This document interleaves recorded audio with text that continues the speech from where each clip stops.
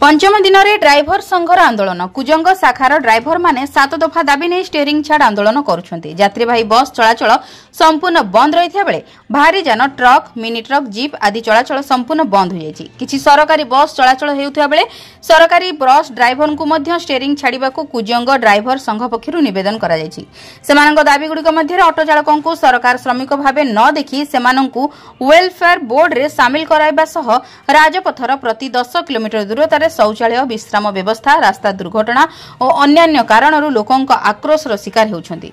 तेणु सामाजिक सुरक्षा जोगाइबा गाड़ी मोटर जांच को पुलिस प्रशासन द्वारा न कराइबा 60 वर्ष पर पेंशन व्यवस्था कराइबा आदि दाबी रही। यह आंदोलन में कुजंग ड्राइवर संघर सभापति संतोष कुमार साहू, संपादक मलय रंजन सुतार, उपसभापति विजय महापात्र, कोषाध्यक्ष अरुण बारिक, उपदेष्टा नासिर खां, वरिष्ठ सदस्य रमेश महांती, चंद्रकांत दास समेत कुजंग ड्राइवर संघर समस्त ड्राइवर माने आंदोलन में सामिल होइछंती।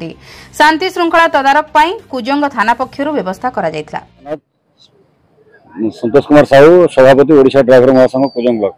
हमरो आंदोलन रो मुख्य कारण होची सरकार के पाखरे हमें 5 वर्ष संगठन भाव विभिन्न उपाय रे हमें सरकार को आम दाबी उपस्थापन करिजु, किंतु सरकार दाबी कौन दाबी ये सरकार पूर्ण करना। विगत सरकार गोटे दाबी पूर्ण करथिले जे जदि कौन ड्राइवर नॉर्मल डेथ हो बा एक्सीडेंटल डेथ, तो नॉर्मल डेथ उपर 2 लाख और एक्सीडेंटल डेथ उपर 4 लाख टंका अनुकंपा लोक सहायता राशि मिलूँ।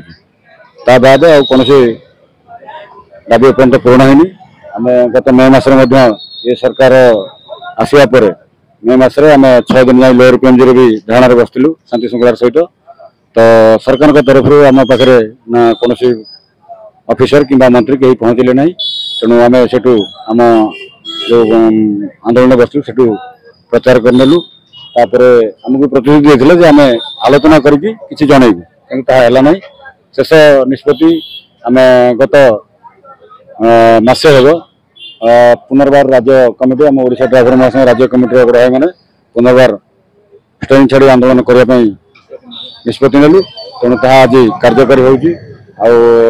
जदि सरकार आमर जो 7 दफा दाबी अच्छी से दाबी जदि पूर्ण न करती तो अनिर्दिष्ट काल आंदोलन जारी रही। जगतसिंहपुर संतोष मल्लंक रिपोर्ट, जन अधिकार लाइव।